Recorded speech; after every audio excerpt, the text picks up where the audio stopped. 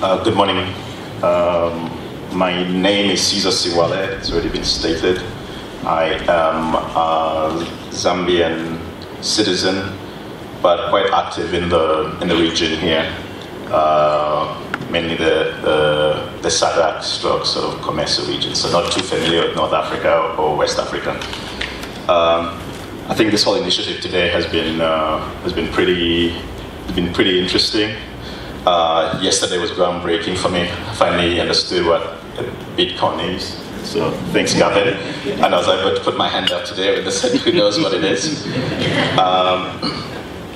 Pangea Securities is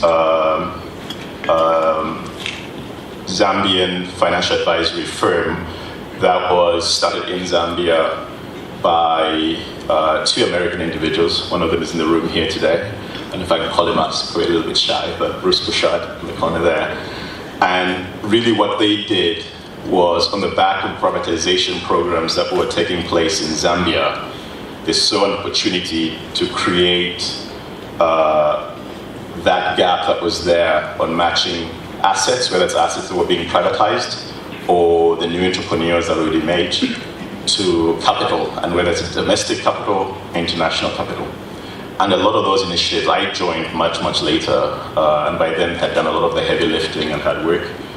But the thing I loved about this firm and what they were doing is that they were finding solutions to a Zambian regional problem from a Zambian regional perspective. And I think over the years I've seen that is so critical than sort of this thing of buzzwords of leapfrogging technology, leapfrogging new financing instruments, or the whole talk about private equity that I've heard over the years. I've heard a little bit of it today. But it's very rare that the African perspective is taken into consideration. If you saw the things that Bruce was showing, I'd gone to business school and all those things, and the stuff that we were doing in Lusaka in 2000, 2001, those guys from JP Morgan and all these big banks have shown us, you guys are bonkers, you're nuts. That is not how you raise capital. But the stuff worked. And a lot of Zambian entrepreneurs emerged where they were building the first Zambian-owned shopping mall by using very creative instruments that we created from a Zambian perspective, whether this was a shortage of liquidity or that know-how wasn't there, but what was that guy trying to accomplish? One transaction in particular we did was a shopping mall, and that was in 2003. We sold that mall to a listed company by then, as somebody earlier said, in Kenya, same story, Zambia. These damn shopping malls are all over the place now. So we sold this to a listed company in Zambia that had a portfolio of profit. And we sold it 3 times. The thing had been paying dividends for over an 8-year period. And for me, I found that's the bit that's always exciting.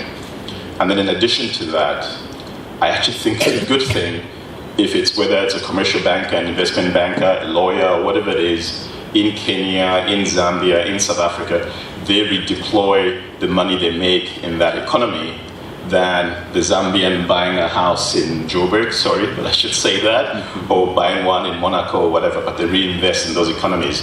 That's how you mobilize that capital, and hopefully it multiplies within each of those economies, and eventually down the line you get that integration of the economies in the region. So we have definitely done that, and overall I'd say it's something that as a Zambian raised in the diaspora, my father was a diplomat, my education was paid for by the Zambian taxpayer when Zambia was at its worst point.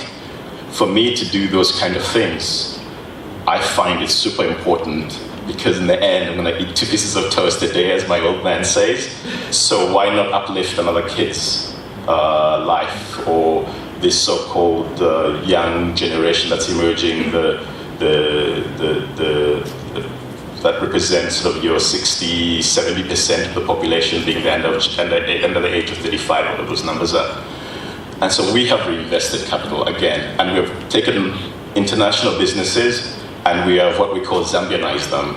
So whether it's opening movie theaters in Zambia, and so yes, we leapfrog, but we say, how are we going to use that 3D technology or that digital technology to transfer know-how to Zambian kids and how we're going to support the Zambian movie industry so that it's Zambians telling their stories from a Zambian perspective.